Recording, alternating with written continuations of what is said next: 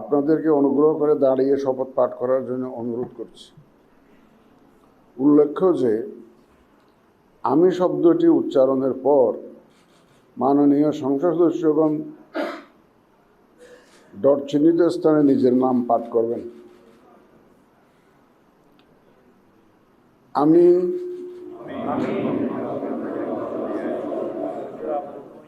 সংসদ সদস্য নির্বাচিত হইয়া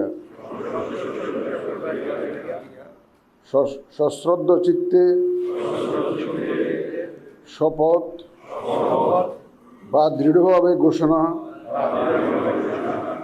করিতেছি যে আমি যে কর্তব্যভার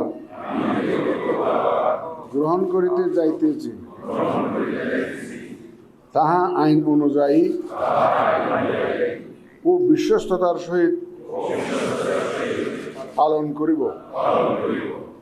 আমি বাংলাদেশের প্রতি অকৃত্রিম বিশ্বাস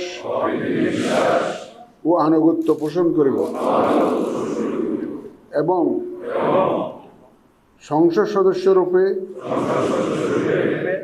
আমার কর্তব্য পালনকে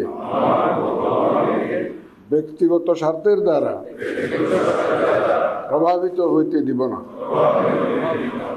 ধন্যবাদ।